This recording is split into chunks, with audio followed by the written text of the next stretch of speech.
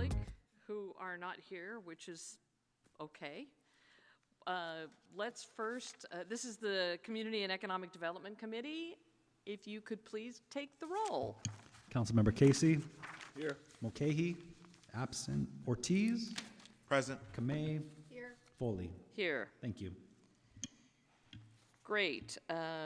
We have the review of the work plan. Status report has been dropped. It's been added into another report, actually. We don't have anything on the consent calendar. Before we move to the reports on the committee, I would just like to note that we will be hearing the item number 2 last. That's the 2026 Major Events Status Report. He's in another meeting, and we need him to accomplish his work there before he comes down and talks to us. So with that, why don't we begin with the Cost of Special Events Audit Report? And I believe, Joe, you're kicking it off? Yes. Thank you.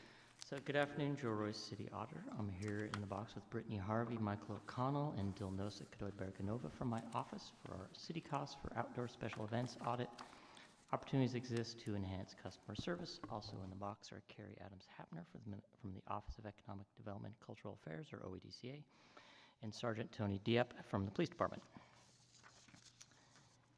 In fiscal 23-24, there were 84 outdoor special events that, because of their size and scope, required permits and services from multiple city departments and coordinated through OEDCA. These include large annual events like Christmas in the Park and San Jose Summer Fest, Jazz Fest, as well as smaller scale community or cultural events. Overall, they attracted an estimated 330,000 attendees over 300 event days. City costs charged to event organizers, which include the cost of permits, labor, such as for security or traffic control, and other costs, such as the rental of traffic control equipment, totaled $622,000, the majority of which was for labor. The objective of this audit was to assess city-required security or other costs to organizers for large outdoor special events. The audit did not include city-sponsored events, for example, Viva Calle or similar events, or smaller private events that did not involve multiple departments or were not facilitated by OEDCA, for example, a corporate event where a park facility may have been reserved. The report had 2 findings. The first finding is that more transparent and predictable police staffing costs can help event organizers. Of the $622,000 collected from event organizers in fiscal year 23-24, $319,000, or roughly 51% of overall costs, were for police department staffing, which included both sworn and non-sworn staff, such as community service officers and crossing guards. We found that cost estimates for security and traffic control were not consistently provided to event organizers, and not all hourly rates are posted on the city's special events website.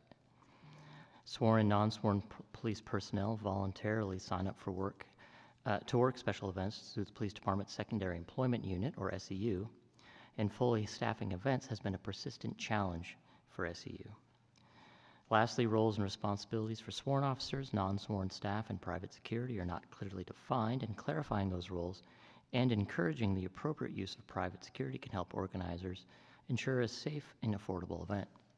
In this finding, we had recommendations to the administration of the police department to identify a threshold for which cost estimates would be required, update the city's website for sworn and non-sworn rates, and update the special event guidelines to define and prioritize roles for private security and non-sworn staff.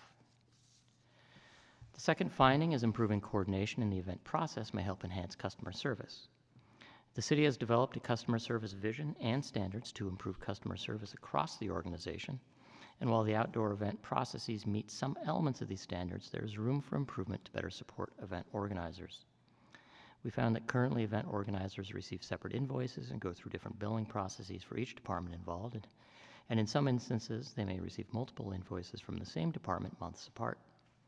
And a more coordinated approach can streamline the permitting and invoicing processes to provide a seamless customer experience to event organizers. So in this finding, we have a recommendation to assess how the city can better coordinate the permitting process, potentially through a technology solution, and formalizing OEDCA's procedures to follow up with departments around timely invoicing. The report has 4 recommendations to improve cost transparency for outdoor special events and costs generally. I'd like to thank the Office of Economic Development and Cultural Affairs, the Police Department, and all the other departments that helped us provided their insight in the course of the audit. I ask that you accept the report and cross-reference to the August 19th City Council meeting. Happy to answer any questions, but first I'll turn it over to Carrie for the administration's response. Thank you. Thank you, Joe. I want to take this opportunity to thank the city auditor's entire team for always having, excellent fact-based, very responsive approaches to your audits. So I am the Director of Cultural Affairs for the City Manager's Office of Economic Development and Cultural Affairs. I'm here today with Sergeant Tony Dieppe from the Secondary Employment Unit. Also, we have Lieutenant Paul Hamblin with us as well in the audience. So again, we want to thank the Auditor's Office. The City of San Jose does take pride on the way it supports outdoor special events in terms of the quality of the city services, as well as our facilitative approach. We always want to get to yes. That said, we also do recognize that we need to have a spirit of continuous improvement and also a consistent and coordinated approach to our service levels, as well as our overall approach to costs, as well as innovation, and also looking at how can we adopt new tools. So we consistently, across all of these 4 recommendations, agree with the city auditor.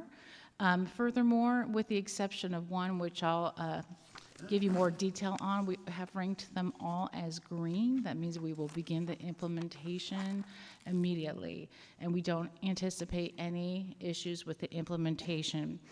Just generally said, on recommendation 1, again, we agree.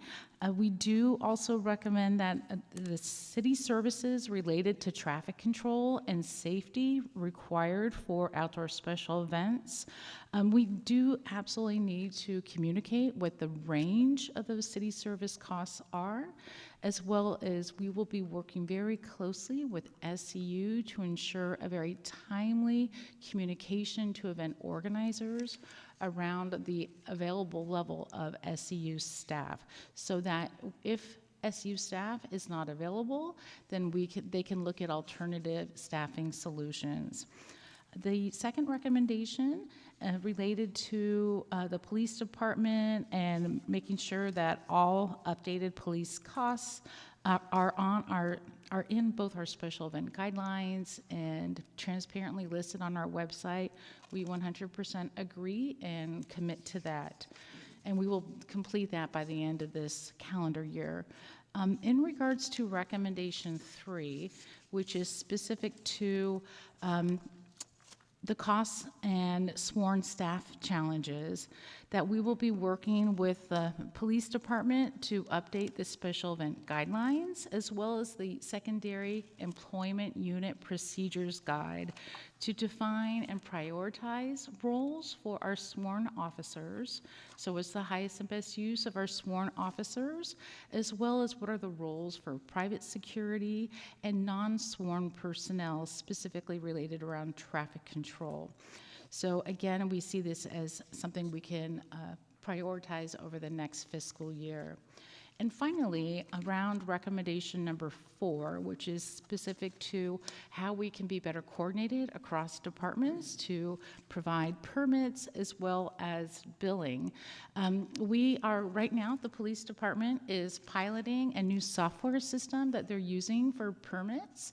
And we are going to look at that software system as we're going to assess it, and if it's successful and we think it can be adopted across departments, we're going to explore that. So that one is given a timetable of June 2027, just recognizing that the adoption of a new software platform will require additional budgetary resources, so we need to give some time to build that into our respective budgets as departments. But we would absolutely embrace innovation in this area, and we think that will improve customer service.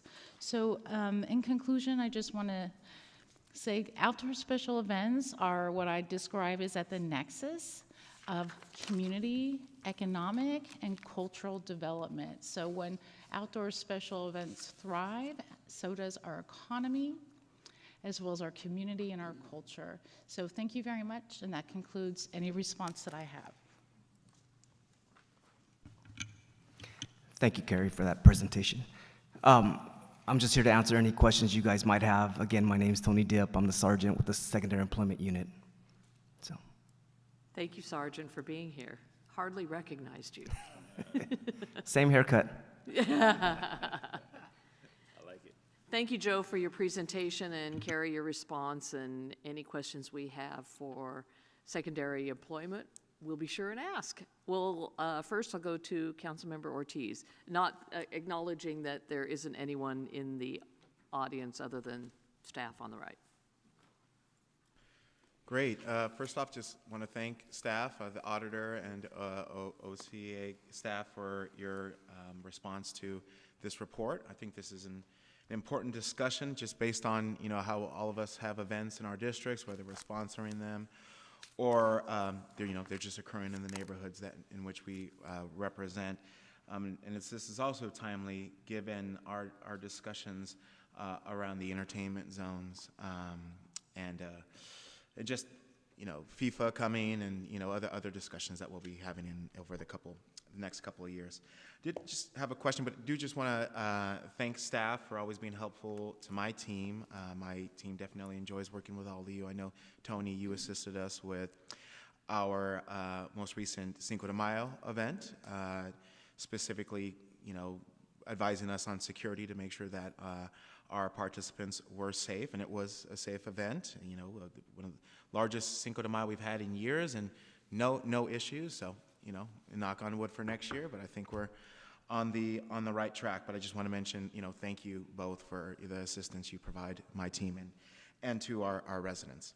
I wanted to ask one thing that I've just been surprised about is I noticed kind of like I figure out secondhand from people in the community that major events are occurring in my district. For example, there's one occurring next month where they're shutting down King and Story, which is a large thoroughfare. I would say a lot of people on the east side use that intersection, and the on-ramps to the freeway are right there.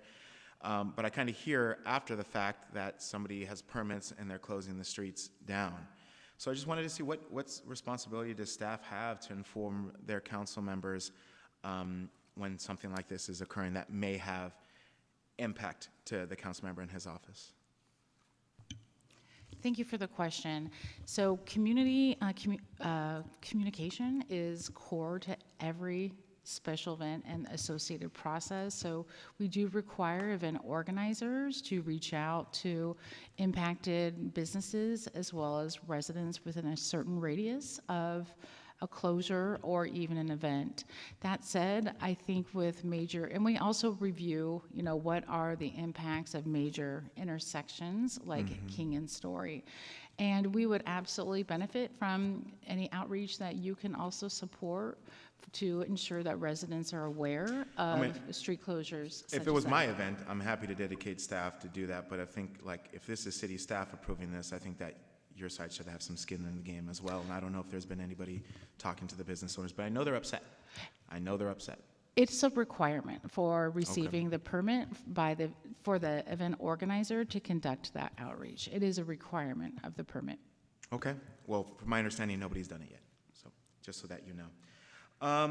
And then in regards to, the whole entire process, I see that we're trying to streamline permitting, because I know that can be an issue for our event organizers. Was there any opportunities, Joe, that you saw to potentially reduce cost, or I guess reduce cost for the overall process of these permits or anything like that?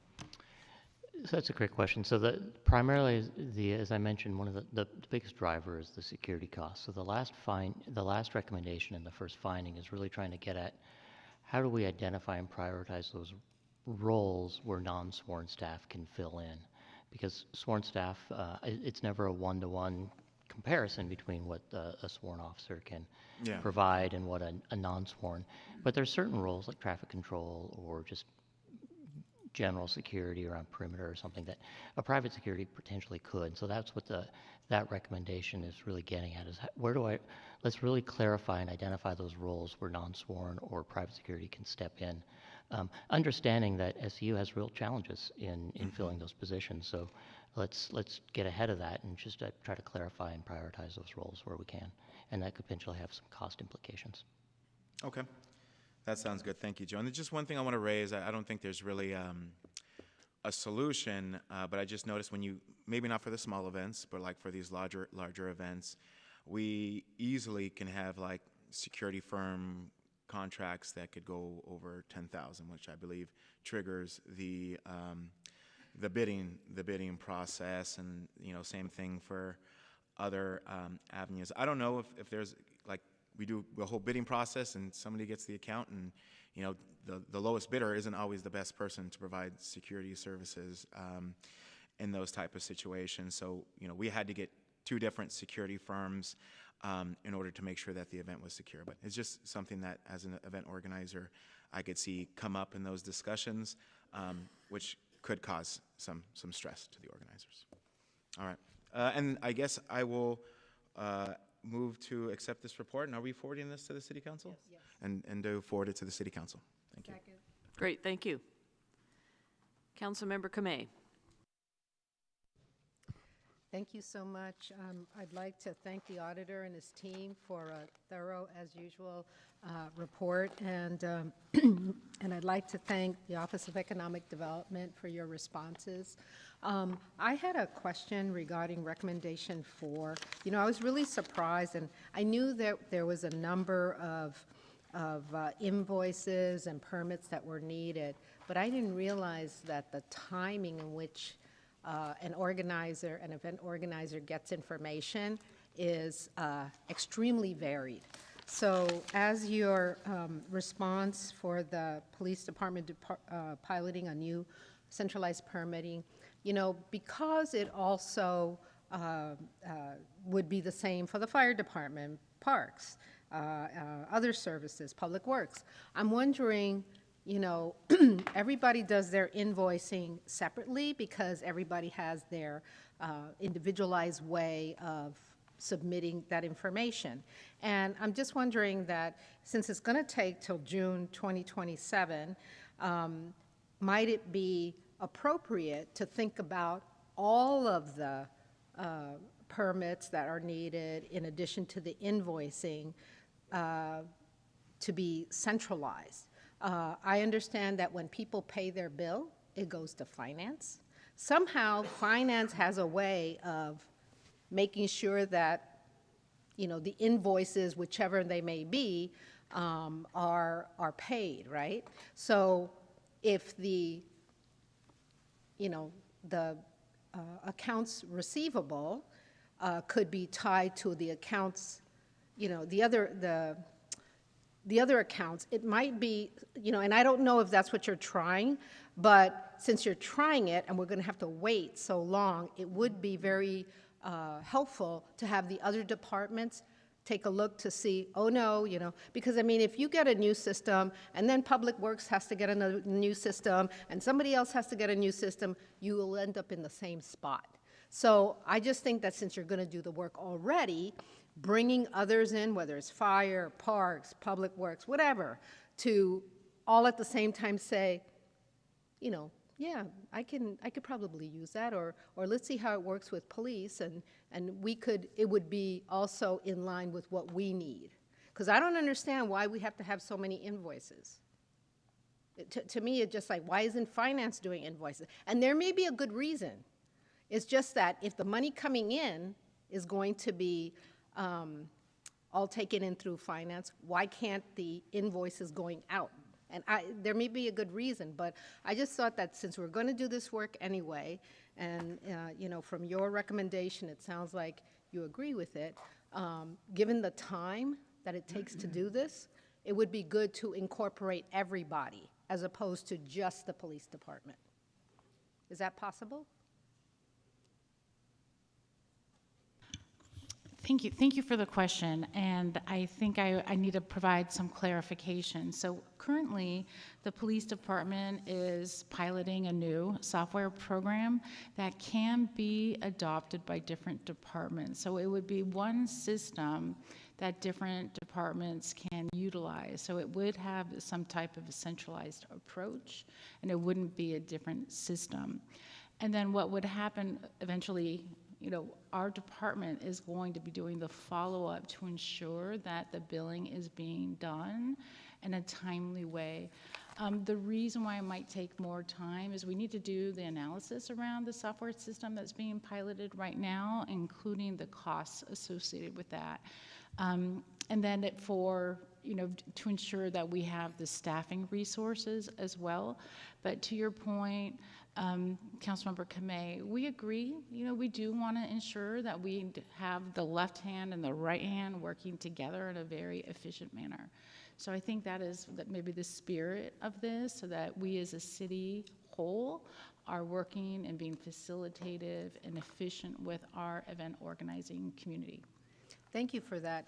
I appreciate it. I just, I looked on page 23 of the report where it shows the multiple invoices with separate timelines after the event. And to me, it was rather unusual. And so if there's a way of bringing it together, I think that would be great. I don't know if it's possible, but, it certainly would assist in moving things along. I got an invoice that was 2 years from Chappie Jones, right? And I'm like, I didn't use this service. And so, I just think maybe that was an outlier, but and it wasn't the police department. So there you go. I just thought that it was a little bit unusual. And then we couldn't track down what exactly it was for. So I just think that if we're able to somehow bring it together, it would benefit everybody. Thank you. Thank you. Councilmember Mulcahy. Thank you, Vice Mayor. Thanks for the report, and Joe, thanks to you and your team for the briefing.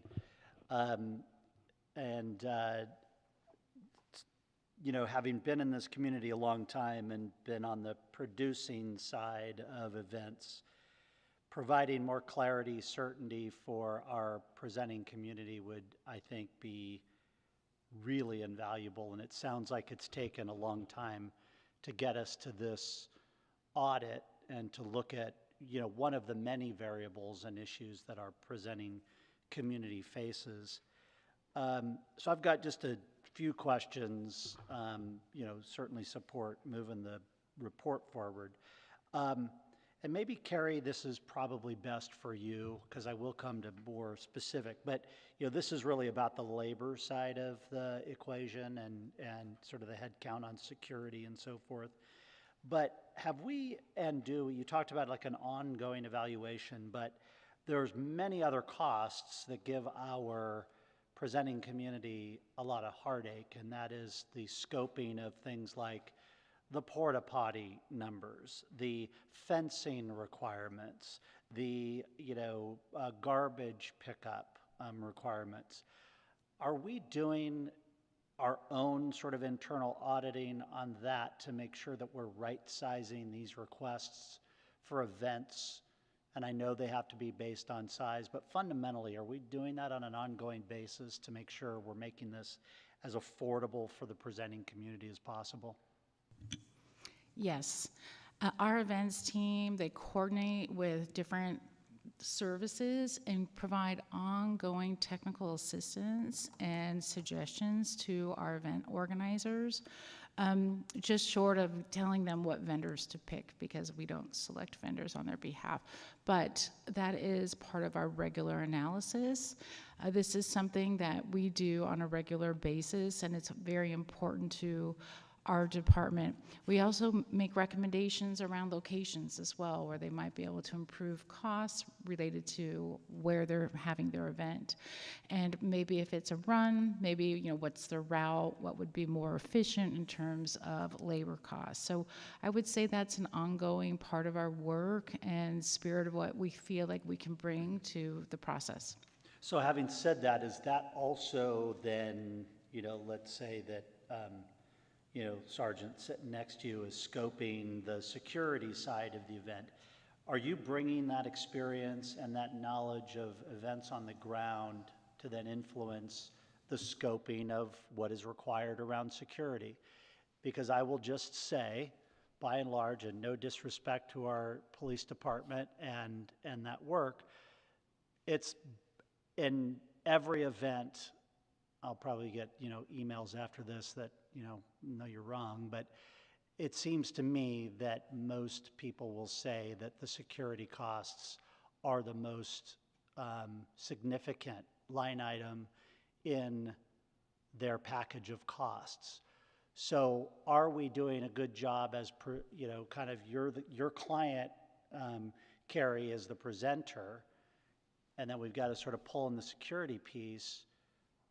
Are we really working with that information and helping the sergeant and their team determine on the security side the requirements? I'll answer that question. Thank you.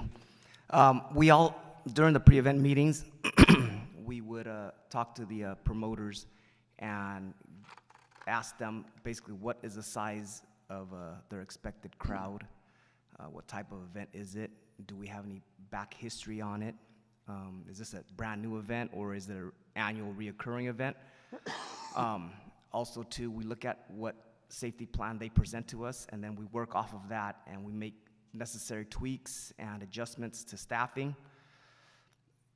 During those pre-event meetings, I always give the disclosure, like, plan your event as if you do not have PD support, because it is on a volunteer basis, and I can't guarantee you that officers are gonna sign up for a particular event. And it's just the staffing in general with the police department and with secondary employment, it's paid at a different scale as well. So that's challenging to get officers working on their day off to come and work a 4 to 5 hour event that pays probably less than what they get hourly. So that's a challenge. You walked right into a question that I was going to ask. So because of our lower staffing levels, out, in the field, working as a police officer, not an off duty at an event, is there a nexus between our ability to even staff SEU because we've got to be deploying people on overtime out into the field? Yeah, there's always that nexus, and that's always a competition that me over at secondary employment is competing with. Patrol officers getting time and a half to work a patrol function as opposed to the flat rate of $70 an hour to work a secondary employment job. So that's the challenge that I come across. Sorry. But with that, we try to provide alternatives to the promoters, additional security, and if traffic control is needed, incorporating our CSOs, our parking control officers, and crossing guards in certain situations where there's not really a need to direct traffic, but just a body there to prevent vehicles from crossing a particular intersection. So these are all different strategies that we've started to incorporate in the last year due to our staffing challenges. So with security being one of the highest line item costs, and the challenge that you have with facilitating whatever it is that you're requiring, it's really one of the biggest outcomes of the audit is that we're not giving promoters a clear answer on what their cost is going to be for probably their biggest line item in their budget. Whether we bill them 2 years later or 2 days later, the reality is the upfront challenge for them in planning is they don't know what their cost is. So that is a deep concern for me, because I really want San Jose to have more fun. And if we're not able to give promoters more certainty, we're not giving them, an opportunity to do more. And so I think we really have to work harder at this particular issue. And so, for example, one of the things I was wondering is we've referred to crossing guards, our secondary unit, and our CSOs, but how are we qualifying our third-party security organizations? Do we have a go-to list of 5 that PD has vetted and says, you can go to this list and this is as good, almost as good as hiring a cop? Well, obviously, there's no real replacement for what a police officer can do in regards to enforcing the law and No quarrel here. and just the visible deterrent of having a uniformed police officer at a particular location. However, from my experiences in this unit for the last 2 years and seeing different promoters hiring different security companies, I've seen some security companies are better than others. To answer your question, we don't have necessarily a pool of recommendations that we can provide for the promoters. Okay. Go for it. Councilmember, if I may just add, I really do think that's one of the key spirits of this audit. And if you look at recommendation number 3, it's really to tease out the specific roles for our sworn officers, for private security, and non-sworn. So I think this is going to be a key priority for us to implement over the next year. So I do want to really acknowledge the auditor's team for really hearing us and hearing event organizers and really kind of getting to the heart of some of those key issues.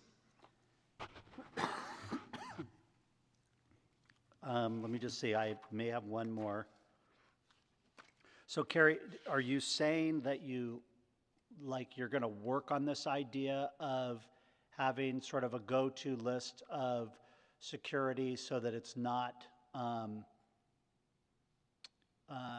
doesn't sort of show up at the end that, oh my God, we don't have our 5 police officers, we got to go to a security company to get them? We can evaluate that in terms of having lists of potential private security companies on our website. We'd have to work with, the attorney's office to find out, what's the right approach to do that. We typically don't make specific recommendations around private security firms, but the heart of this recommendation, in my opinion, is really about, what are defining the rules and the priorities for these different positions. And so that when you're an event organizer and you're going to sell wine and beer at your blues festival, that and you're going to shut down some streets, that which positions can provide which roles, and you can plan and budget accordingly. Okay, thanks. I'm out of time. I appreciate it. We'll get another bite at this when it comes to council. Appreciate it. Can I just add to Carrie's comment? Because one thing we noted, we talked with some other jurisdictions how they do this, and I just want to quote from the audit. We were looking at City of San Diego's event guidelines, and they say very specifically, private security is typically used for enforcing operations, rules and regulations established by the host, crowd control, alcohol safety, money transfers, VIP management, and parking at the venue. So it very clearly says this is what you should be using private security for.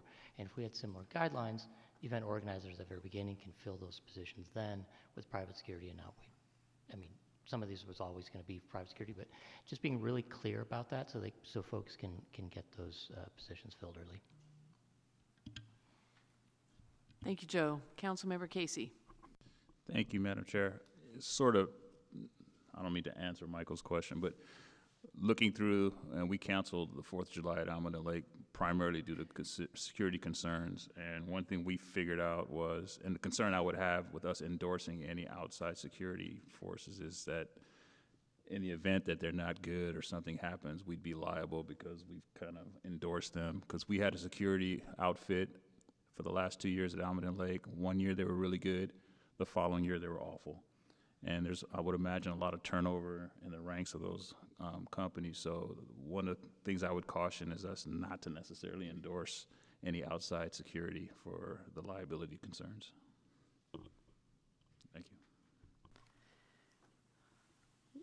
Well said. Actually, I was going to make the same point, that we wouldn't want to put ourselves out there with a list because of the liability and the possible risk. I'm thinking of Gilroy Garlic Festival and the security they had down there and the liability that they faced as a result of some of it, or potential liability, I should say.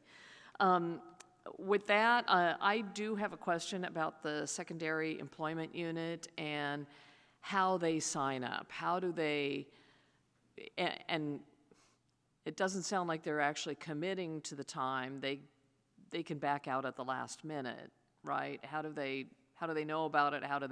Do they bid on it, or do they just raise their hand and say, I'm not working that weekend, that sounds like fun? Thank you, Vice Mayor, for the question.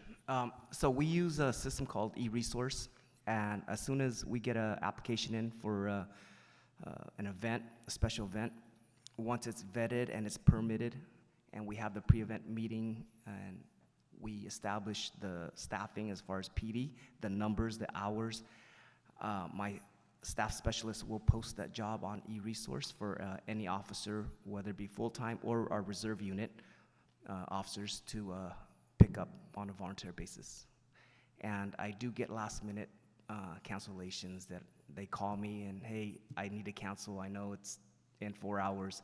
So I try my best to get a hold of the promoters and advise them of the officer that's not showing up, as well as the fellow officers that are already signed up. They're there that, hey, you're going to be short one person.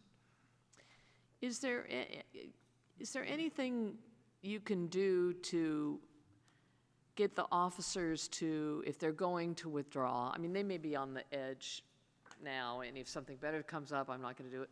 So is there some way you can encourage them to respond or withdraw more quickly so that the organizer, because I see that's the issue. You have the secondary employment unit, they're all ready to go, and then 3 or 4 days before the event, there's not enough, so the organizer's out scrambling, trying to get the number of security they need. So I don't know how we can firm that up, because it's not a commitment, it's not like a contract or anything. It actually is not too big of a problem as far as last-minute cancellations, and it's not due to them finding something better. They understand if they start getting a reputation for doing that, then obviously they're going to be not requested again to work secondary employment jobs. So, and they know that. There has been a few times where the same officer has canceled last minute, more than 2 or 3 times. I would have a separate conversation with that individual officer, like, hey, I don't know if you're canceling due to personal reasons or medical or whatever, but it's starting to become a problem, and with that conversation, it was addressed and it never happened again. So it does happen, but it's not often. Okay. So. Great, thank you, that's reassuring. We just need more officers. Yes, we do. Yep. Okay, thank you for the report and the presentation and the response to our questions. Let's vote.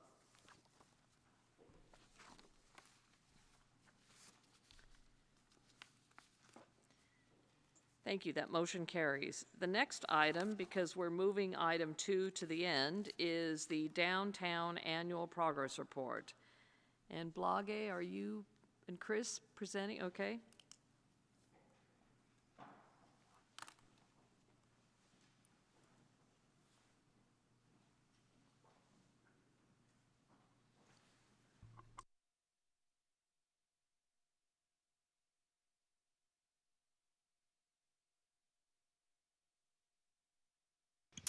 Okay, good afternoon, Vice Mayor Foley and council members. Blage is the Lalich Deputy Director in the City Manager's Office of Economic Development and Cultural Affairs, and I'm here with Chris Arkley, the city's downtown coordinator. We're going to present the annual Downtown Progress Report, and although the making of a city is never finished, Downtown has compiled a healthy list of notable achievements and milestones and successful initiatives during the fiscal year 24-25.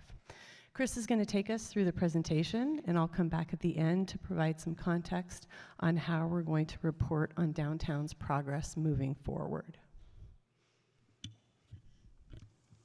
Thank you, Blage. Unless otherwise noted, our conversation today will focus on the geography shown on this slide called the Downtown Growth Area. Both our memo and today's presentation are organized along these 4 components of a successful urban core. Before we go into these areas, I'd like to start by giving a snapshot of downtown by the numbers. The number of residents downtown remains consistent with last year's report. While we have 3,700 residential units under entitlement, there has been limited residential development activity, with 320 units currently under construction in the first phase of J. Paul's residential conversion at City View Plaza. Jobs in the downtown core increased slightly, but unfortunately so did office vacancy. We're still grappling with return to office and hybrid work policies. However, of late we are seeing increased interest in office space downtown. The cultural and public life indicators show positive momentum. In the past year, the Office of Cultural Affairs permitted over 100 additional event days, contributing to a 7% increase in overall foot traffic downtown. Events and activations continue to be the most visible indicators of downtown's vibrancy. Moving to look at business development and investment, there was some good progress in the areas of business development and investment this past year. The biggest news is the purchase of 488 Almaden Boulevard by VTA for $63.7 million. The purchase of this nearly 400,000 square foot office tower will breathe new life into the southwest corner of downtown and bring in 500 to 600 daily VTA team members into the building, with plans to attract additional office workers into unoccupied floors. There have also been recent exciting developments in the downtown hospitality industry. Recently opened Town Place Suites adds 175 much-needed hotel rooms to downtown and is the first new hotel built in the downtown core since 2017. The recent purchase of Hotel D'Anzo will bring renewed investment to this historic and treasured downtown property. It's also worth noting that the Signia Hotel's ownership recently transitioned to Brightspire, a longtime investor in the property, and they are planning new capital investments.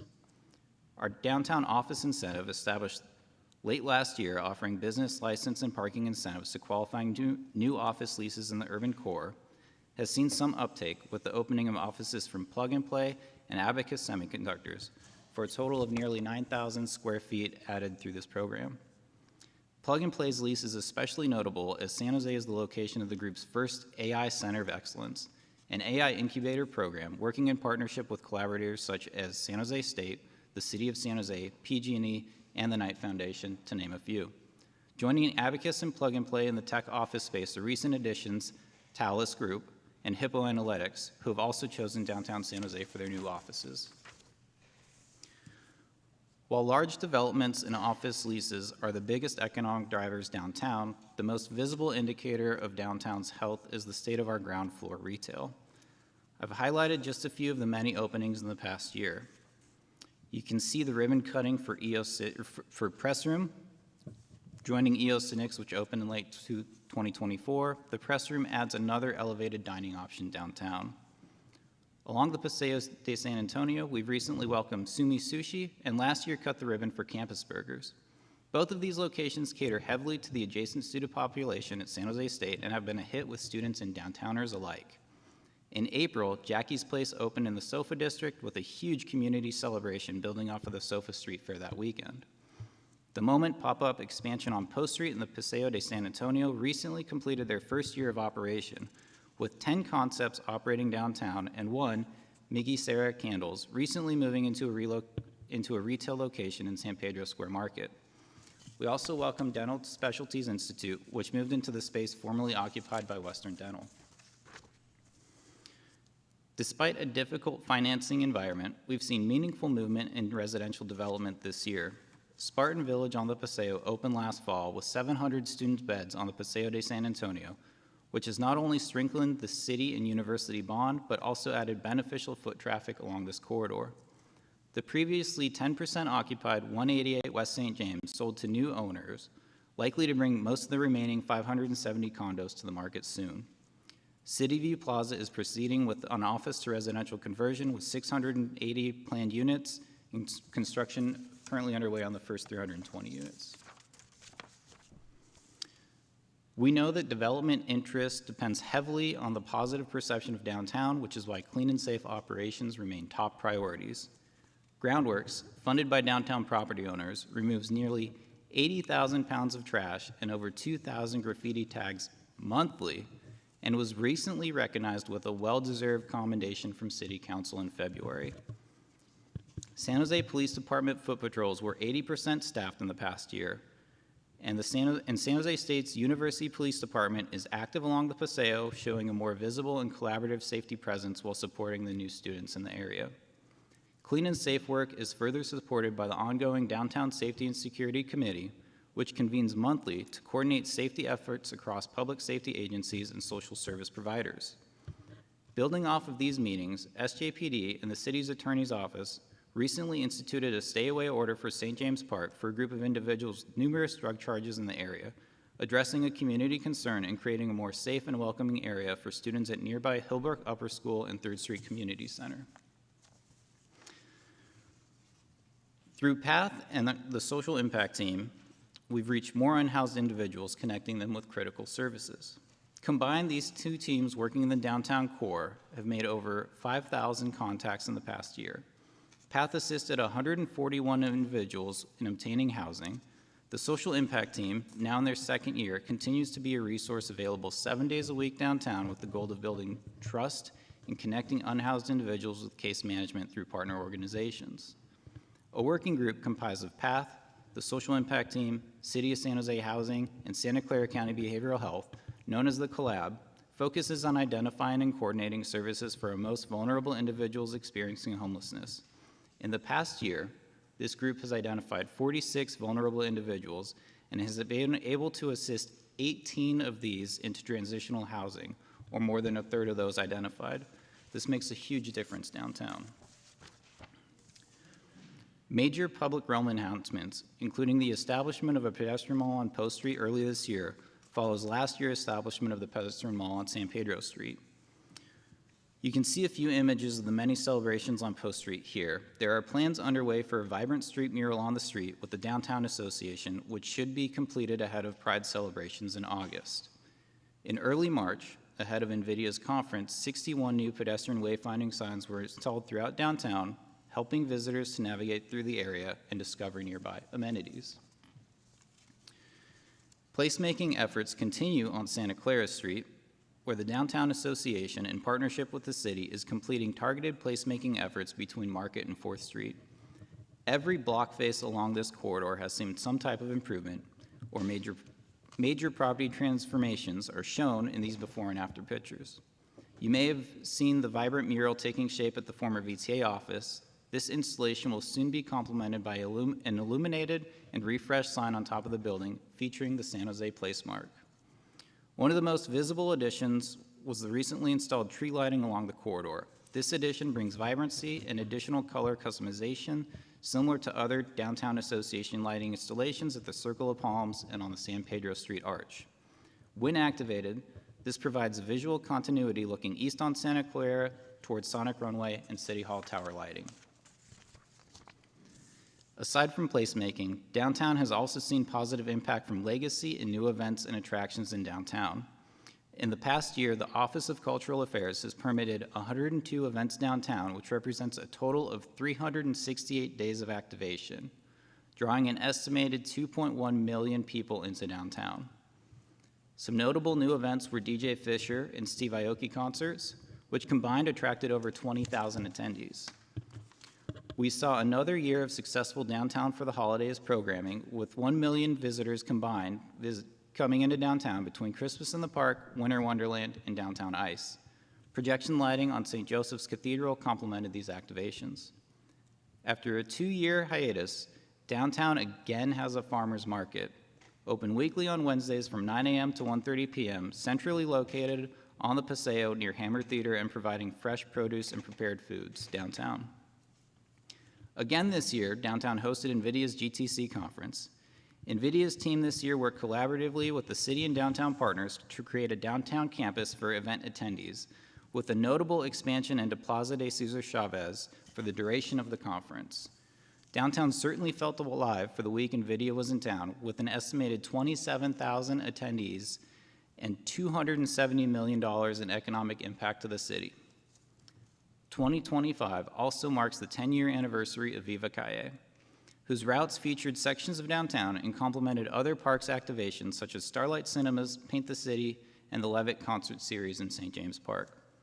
Downtown's park network saw improvements this year with the reopening of Pellier Park, demolition of the former ranger station and ticket booth at Arena Green, and advances on planning for the St. James Park redesign. So there were some great photos that went along with the explanation that Chris just gave, but somehow the clicker decided to stop working on us. I don't know if you guys can, our techno folks, if you can advance the next slide. Hence the great photos of all the downtown activation. And then lastly, moving forward, we intend to wrap the elements of the Downtown Progress Report into the reports that we'll be doing around OEDCA's newly approved Economic Strategy Work Plan. So if you'll remember, we came to council in March, and council approved our economic strategy work plan. It has 5 major objectives, each with their own key results. And the slide before you has those 5 objectives. The number 3 objective is accelerating a thriving downtown. And as part of this, we'll be reporting out on the 4 stated key results that you see under that objective: generating new commercial leases, facilitating new commercial business attractions, achieving a 10% increase in downtown daytime foot traffic, and increasing positive community sentiment around downtown when we come forward to report out on our economic strategy work plan. And with that, staff concludes their presentation. We're here to answer your questions. Thank you very much. Thank you, Chris and Blage. Certainly there's a lot going on downtown. My staff and I walked down to San Pedro Square for lunch today, and we noticed a wayfinding sign that on Santa Clara going this direction that said 5 minutes to a city council meeting. So we clicked on the QR code, but it didn't do, it took us to the main website rather than the city council agenda. So I'm wondering if the QR codes match up to the directions that they're trying to give, and if they don't, they should. So I thought it was a great idea, but if you could click on it and say, oh, this is the agenda at City Council, okay, yeah, I'm not interested in anything there, or I am. Maybe we were trying to be a little too cute. We kind of were trying to get people to go to City Hall, and so we thought that saying a city council meeting might be just more fun and enticing, but your point is well taken. Really, you think they're fun and enticing? I mean, we thought that it was kind of cute. I mean, we signed up for this, but but Your there was point is also well one for taken. the library. I didn't click on the QR code for the library because we were curious about the council meeting. Just a note. Thank you. Do we have any members of the public who wish to speak? No public comment. Okay, great. Thank you. Then Councilmember Ortiz. Thank you, Madam Chair. Thank you, Blage and Chris, for your very informative presentation. Always exciting to hear about the new and best of the best that's going on in downtown San Jose. Definitely have been keeping up to date. Obviously, my partner works for the Downtown Association, so I've been part of captive audience meetings at some of these events, but they've definitely been fun, and I think it's safe to say that the downtown area is in the upswing of things, especially with the recent events that have been occurring. I attended the Fisher event. I know my partner attended the Steve Aoki event, and both of them were very well attended. I do have just one specific question I heard you speak about in regards to the safety of downtown, which I think is, something that we'll always be talking about, as people are always attracted to city centers. You mentioned in regards to the St. James Park, there is something called a stay away order. I wanted to ask just if you could provide just a little bit more information about that. Is in order to have something like that, do we have to have individuals who have a criminal history? What I guess entailed being able to get something like that ruled? Thank you. So I will say the city attorney and PD worked most closely on this, but at St. James Park, I don't think it's a surprise to anyone. There's a perception there's a lot of drug activity there. So with PD making arrests in the area, it was that they were able to identify a minority of individuals in the park with a high number of drug-related charges. Okay. And with that, they were able to implement a stay-away order, essentially saying, you were habitually doing this activity in this small geographic area. Mm-hmm. So unless you're going to the courthouse or the post office there, you cannot be in that general area. Okay, is that like an injunction or what oh, okay, all right. Because I've just been having issues in some of my parks. There's individuals who, they kind of go on like on a tour of gambling. They gamble at Capitol Park, then we have police talk to them, then they go to Hillview Park, and I don't know if that could possibly be a solution, but that's something I'll definitely look into. Thank you.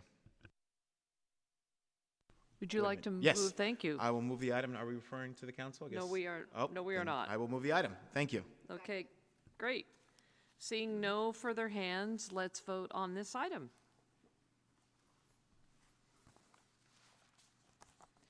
Thank you, that motion carries. Thank you very much for the presentation. A lot going on downtown. It's exciting to hear it. Oh, okay, not hay. All right, next we have a report on the Foreign Trade Zone and Sister City programs. Joe Hedges, I believe you're giving this presentation.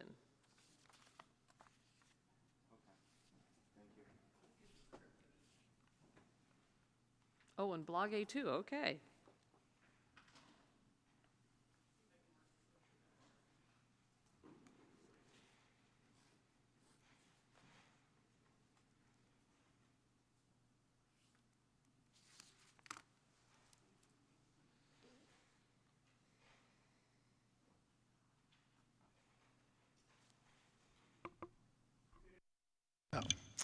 Good afternoon, council members.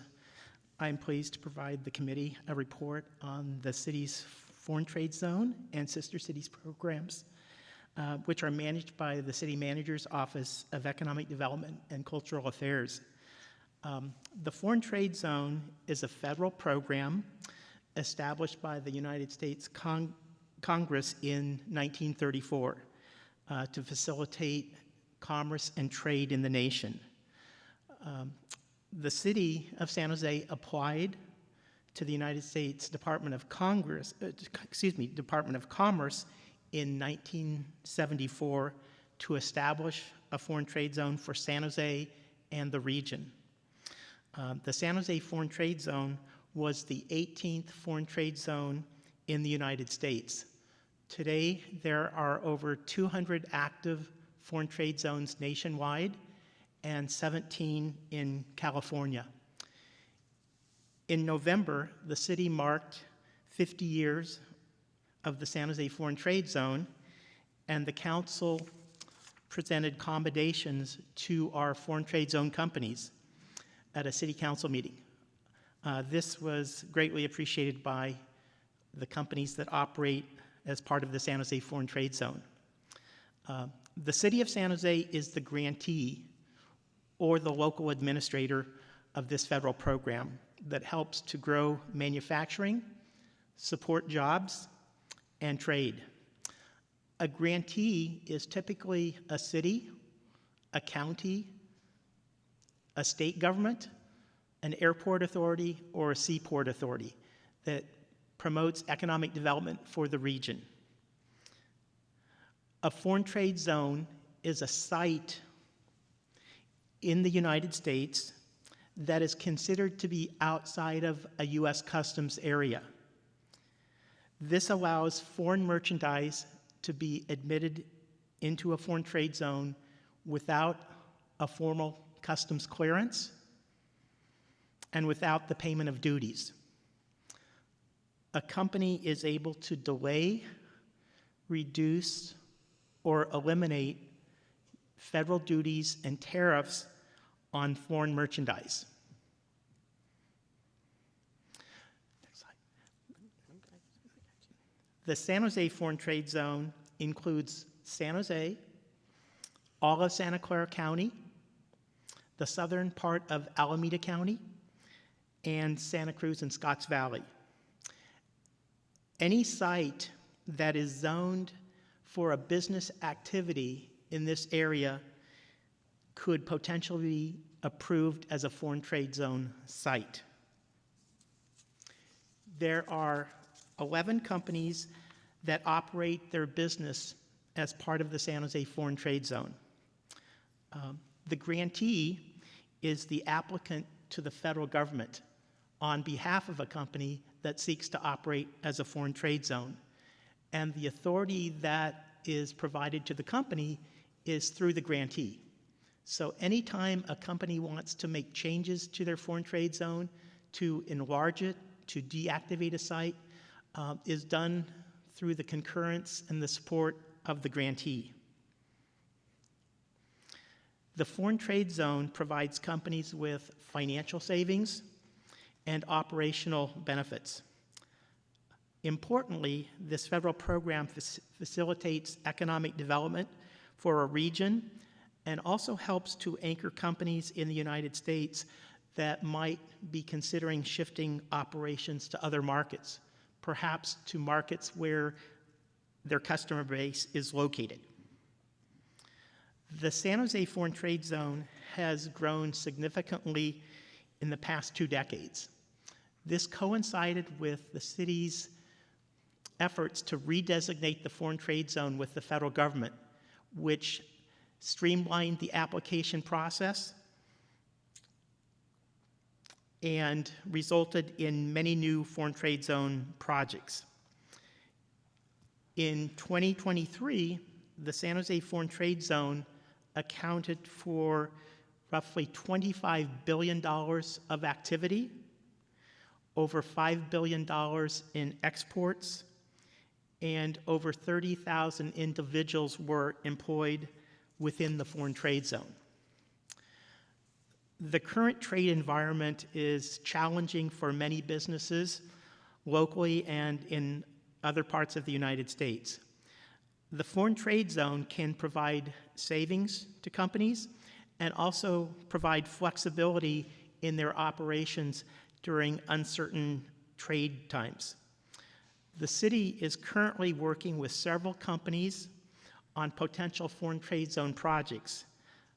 We anticipate that we may be adding 5 to 10 new foreign trade zone projects in the coming year. In the past year, there were 3 new foreign trade zone projects in San Jose. The second program for this report is Sister Cities. The city of San Jose has been at the forefront of this national program that originated in 1956 at a White House conference on citizen diplomacy. San Jose is a charter member of the National Sister Cities program and established one of the nation's earliest sister cities with Okayama, Japan. In 2027, the city will be marking the 70th anniversary of the sister city relationship with Okayama. San Jose has also played a key role in sister cities nationally, with several council members historically elected to serve on the board of directors of Sister Cities International, with Vice Mayor Foley currently serving on the board of this organization, which represents the U.S. Sister Cities program.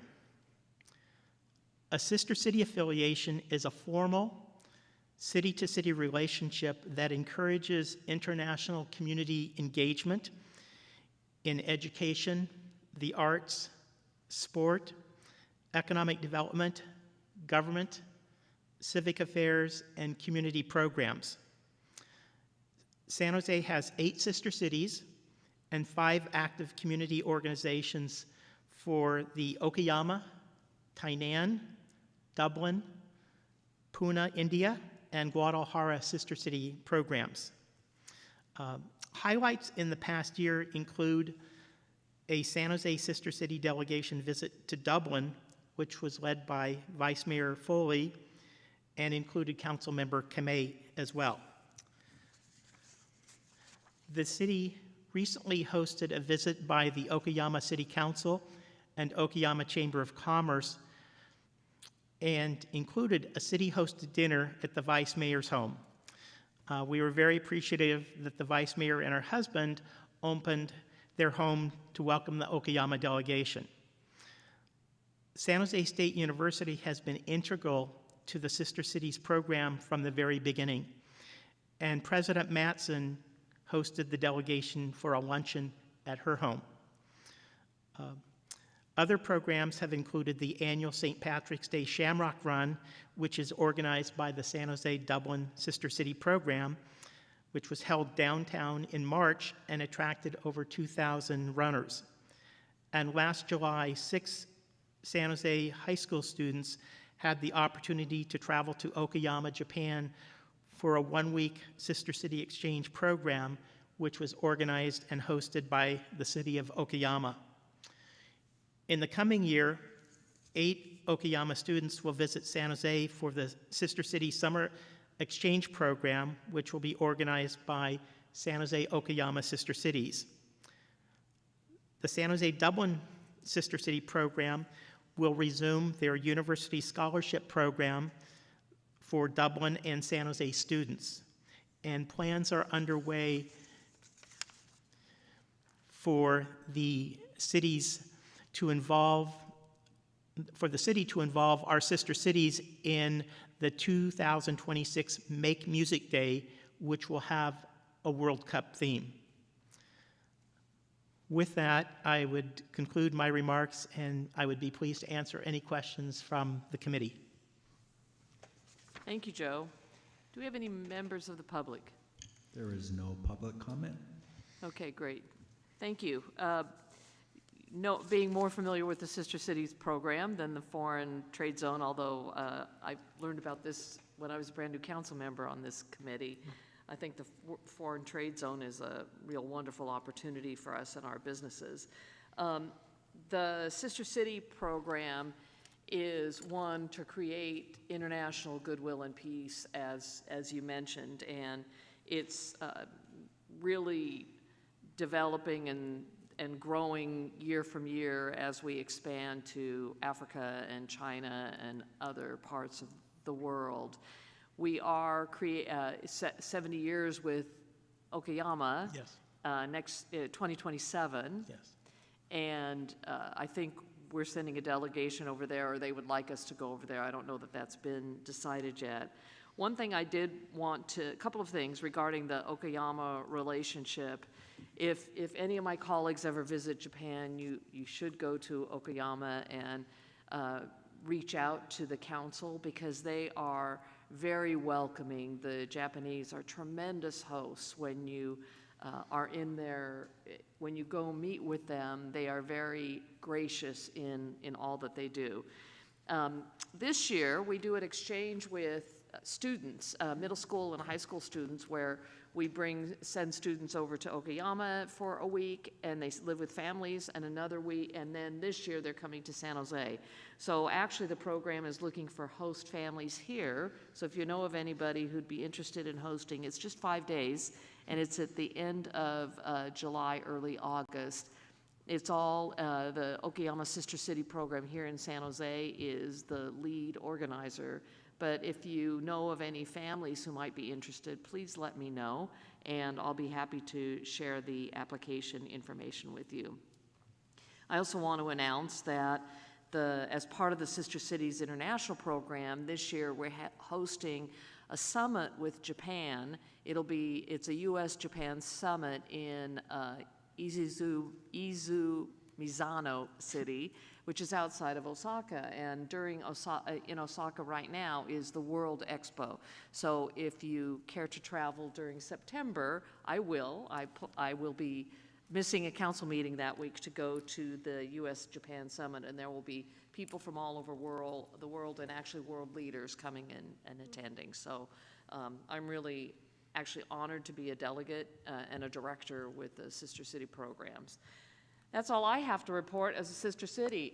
I don't see any comments from my council, so with that, let's vote. Oh, I need a motion. I would so move acceptance. Is there a second? Second. Okay. Motion is second. Let's vote. Thank you. Thanks, Joe. Thanks, Blogate. Okay, that concludes our meeting, except for our presentation from on the 2026 Destination Sports Events Update. Chair Foley, Rosalind Huey, I am happy to start this presentation. I've got staff from OCA who will also cover a few slides, and our hope is that Tommy O'Hare may be able to join us before we end the presentation, or will be available for questions. Great, thank you. So I'm going to ask Carrie to advance the slides for me. So I guess first and foremost, we're really delighted that Tommy O'Hare has joined the City Manager's Office, serving as our 2026 Sports and Special Events Director. He's been on board since February of this year and has done a tremendous amount of work, already meeting a number of our key stakeholders and cultivating those relationships and driving his work forward.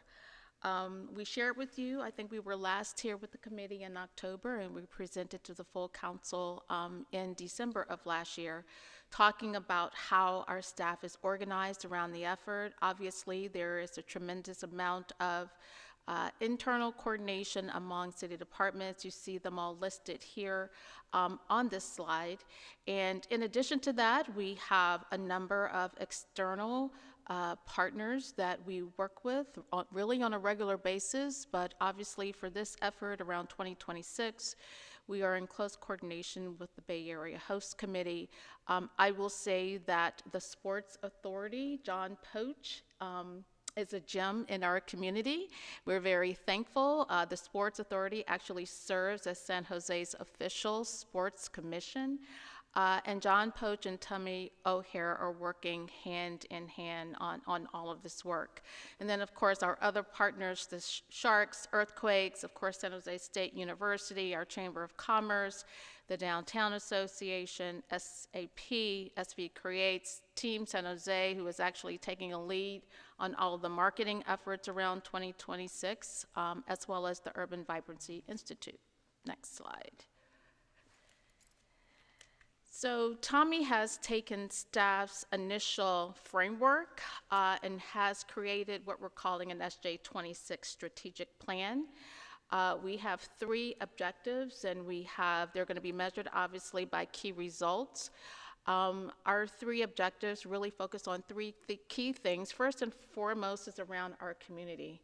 2026 is huge. We're going to have lots of visitors, international, national visitors into our community, but we want to make sure that our residents here have a way to participate. And so we see this as an effort to build civic pride right here in our community. Obviously, we want to maximize the local economic impact by making sure that we do have lasting value for members in our community, particularly around our small businesses. And then lastly, it's not just about the events in 2026, but we see this as a platform to really help position the city as a premier destination for major sports events moving forward. The strategic plan has several work streams, and I'll just go through these real briefly. Obviously, branding. We're very excited. We've been working with the airport, with Team San Jose, and consulted with a contractor called Populous. They're working on a branding item for us, and we're going to be very excited to announce that later this week. So we're really excited that we'll have a logo, a branding that everyone will be able to recognize throughout the city for 2026. As I mentioned, Team San Jose is taking a lead on marketing for all of the events. John Poach at the Sports Authority has a sponsorship program, meeting with many of our corporate partners in our community and gathering those donations and sponsorships. Of course, a lot of this is all around all of the major events and the programming that we'll speak about later. The policy work, which we'll update you on a little bit later. You know, we have to pay attention to our public right-of-ways and our public spaces, making sure that they are well maintained and in good condition, and also making sure that our unsheltered residents, particularly in our downtown area, that we are doing the advanced work to make sure that we are connecting them to services. And then, of course, making sure that our community is safe, so public safety and emergency operations. Next slide. Not sure if this is animated or not. Looks like it's not, but again, this slide just highlights the three main objectives in our work. Next slide. So in terms of the activations, we really are focused on key things that will be big drivers for our community, and really focused on those spaces and areas in downtown. And in addition to that, we'll be laying on the cultural, music, food, all of those activities that happen in our community. We'll be laying those on throughout next year as well. But in terms of the major events, we're looking at major block parties, watch parties, obviously in the downtown and in other neighborhoods throughout the city. We've talked about wayfinding a little bit earlier in the committee today. We know that there is particular interest in digital wayfinding, and we're actually moving forward, getting some more information. We found a model in the city of San Diego that we're going to be exploring. We're not sure if we're going to be able to actually have digital wayfinding for next year, but staff is exploring that. We've got our super graphics ordinance updated and approved by City Council. Working very closely with the airport, Team San Jose, and our Fly, Stay, Play campaign to make sure our visitors know that SJC is the place to land. If they're coming to the major events, it's the closest to the events, and then once they get here, we've got hotels for them to stay, and we have great things to do while they're here. Regarding the outreach programs, Tommy would tell you a lot on this. He is working with a number of sports entities and community organizations and making sure how we can connect former athletes to actually do some community work. So whether it's that speaking with groups at schools or at leagues, and just a host of things to make sure that our children in particularly are connected to sport. And then I've already talked about the sponsorship program. Next slide. Again, we know about the events. We've got Super Bowl in February. We have the NCAA West Regional games here. There'll be 3 games played here at SAP. We do want to highlight, because don't want to make sure that March Madness doesn't get overshadowed, because we are going to be the host for that West Regional Championship. San Jose State University will be heavily involved. And then, of course, FIFA World Cup starting in June of next year. Next slide. So we are going big. We are looking to host 13 concerts, major concerts in our downtown. This is a lot of the fundraising is around that, because it takes money to host these major events, particularly if we want to have them either free of charge or at a nominal cost to our residents and the attendees. And we're building on lessons learned already from recent concerts like the Fisher event that was held here at City Hall Plaza, as well as the Steve Aoki event held in SoFa. Next slide. Drone shows. So a lot of excitement around the possibility. Tommy is actually working with a company to solidify this. We're actually planning 13 different drone shows throughout next year. It's really exciting because yes, it's going to be fun and fabulous and fun to watch, but we have the opportunity to showcase and highlight our culture here in San Jose. So this is an example. It's kind of hard to see. For Super Bowl 60, for example, the Roman numerals LX, we think we have the opportunity to actually highlight some of our number one colors in all the cultures that are represented here in San Jose. So we think that's going to be really exciting for our community. Next slide. 107 watch parties, so a lot of games, matches to watch. A lot of those will be focused here in downtown, San Pedro Square, the core of our downtown. We also want to mention that we're looking for the possibility of watch parties at the Mexican Heritage Plaza in East San Jose. Next slide. And then San Jose House. So this is very exciting that Tommy has been working with the Sports Authority, and here comes Tommy as I speak, on creating a venue in our downtown that really will be a hub of innovation and culture.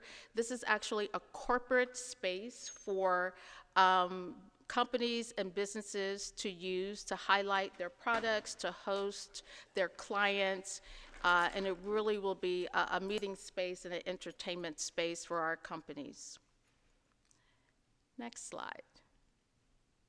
Actually, this is the opportunity now. I'll turn it over to Carrie to talk about some of the work that we're doing around arts and culture for our local arts organizations. Thank you, Rosalind. And we'll give Tommy a minute to settle in since he ran down on the steps. The Office of Cultural Affairs is really excited about all that 2026 offers. In addition to the great programming that is part of the strategic plan, we're also looking at how we can engage our local arts community and also how we can augment or curate some of our existing programs to complement the themes and the ideas around 2026. So I'm going to go through these relatively quickly, but if you have any questions about them, please follow up afterwards. But we are going to curate existing programs like our City Dance program, our We Create 408 program, Sonic Runway, events, things like that that are already happening. We are going to either curate them thematically to maybe be arts, creativity, and athletics, or if we know we will know in December what teams are going to be participating in FIFA, and we're going to curate some of the musical genres accordingly. So it's things like that, or for example, at Sonic Runway, we can do a DJ showdown with, featuring the music of the two participating teams. So it's things like that that we're looking to curate to make it fun and unique and work in complement with FIFA specifically. One thing, there's a couple I wanted to also mention as well. We have a really exciting, very special upcoming temporary installation that's going to be here at City Hall Plaza just before Super Bowl week, and that will be Elizabeth Turk's Invisible Skies. Elizabeth Turk is a world-renowned artist. She does what's called social sculptures, and she designs these umbrellas with different themes. This will be skies and constellation, and she invites the community to come and participate for free. And they received this very beautiful, elegant, illuminated umbrella, and she captures the footage via a drone, and it really does have a magical effect. We've seen it in other communities. We'll also be doing some temporary public art as well as projection mapping. We've got some pretty exciting things that we're lining up. And then finally, right here in City Hall, you know that we have this City Hall exhibition program. We're going to mount some new exhibitions that are going to focus on artwork that it has a sports theme by local artists. Another thing we want to ensure is we have the opportunity to promote our local arts organizations and artists. So we are working with Visit San Jose, and we are encouraging our arts community to ensure that they are placing their programming onto their calendar. And that way we can build that into all of our existing and anticipated marketing around 2026. Another unique thing we're doing for this year is we're going to make arts grants available to participate in the cooperative marketing buys that Visit San Jose is doing. So we're looking at anywhere from $10,000 to $15,000 grants to 10 to 15 organizations. And by running it through Visit San Jose, it'll provide that data analytics. And we are currently working on the development of that, and we are anticipating that we'll be releasing those guidelines midsummer. And then finally and briefly, we have, as Rosalind mentioned, we've done a number of different policy items. We had the council approve the revised super graphics ordinance. We're very excited about launching the entertainment zone. Thank you for your approval of that new ordinance. We are working on the toolkit for event organizers and the different zone areas. And then finally, tomorrow, for your approval, we will have a major event zone ordinance policy. So we've been busy, it's been great, but all of these different policy areas really help us set the stage for our success going forward. So with that, I am going to turn it back to Tommy or Rosalind, whoever you would like to. Okay. Council members, my apologies for being late to the meeting. We have an exciting lineup of events coming. So while we're focused on 2026, we have a huge lineup of events for 2025. This past weekend, we hosted the official FIFA 1 Year Out to Go party for the Bay Area. We were the only city to have it. It's very exciting for us. Our partners at Creekside and their operating partner, Sole Focus, put it on for us, so it was great to work with local businesses on this. I think the event was very, very successful. It was a great kickoff and really helped us set the tone for what we want to do for 2026. So with that, right behind that, we had the U.S. men's national soccer team play at PayPal Park last night in a stunning victory, so it was good to see them have some momentum as well. And we have a whole host of other events that are coming up, more Gold Cup matches that'll happen. John Poach from the San Jose Sports Authority has done an amazing job in bringing in other events like bringing back the Rock and Roll Half Marathon, and then another huge feather in his cap. We have landed the National Women's Soccer League Championship game, which will take place in November at PayPal Park. So we really are becoming a powerhouse, I would say, not only in the Bay Area, but also across the country in terms of sports, and really obviously helping to propel our sports tourism business. So a lot of big wins for us, and big thank you to John Poach from the San Jose Sports Authority. 2026 is obviously the big year. We are really excited that we obviously had the FIFA 1 Year Out party because it gave us a great chance to really force us early on to plan and flex our muscles that we're going to use for 2026. And so we're already in the process of doing reviews of what happened on Saturday in areas where we can do better. We really, by the time the Super Bowl happens on February 8th, not be trying anything new. So we'll be trying everything. We'll have already done everything that we want to do for the Super Bowl. Then we'll have a brief period of time, about 5 weeks, and then we'll have the NCAA Men's West Regional Basketball Tournament. We'll also have Slam Jose in coordination with that, which is a participatory sporting event, and we'll also have an edition of that coming this next weekend in San Jose, which brings in significant hotel nights as well as investment into the community. And then John Poach will continue with his REACH program. And then we have the FIFA World Cup and have 6 matches that will happen here in the Bay Area between the 12th and the 1st.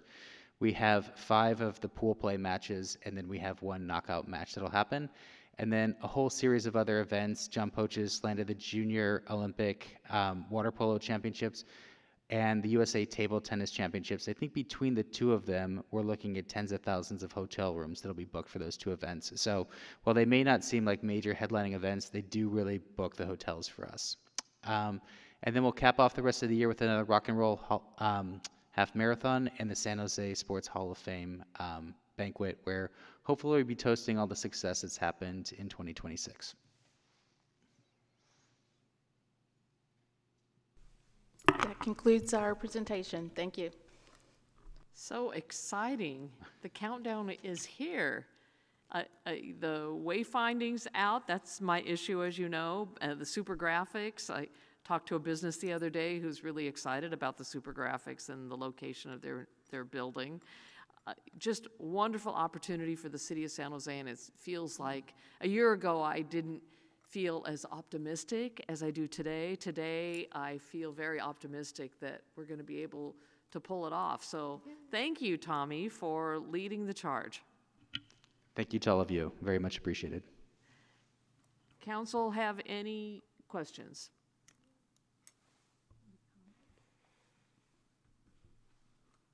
Okay, Michael.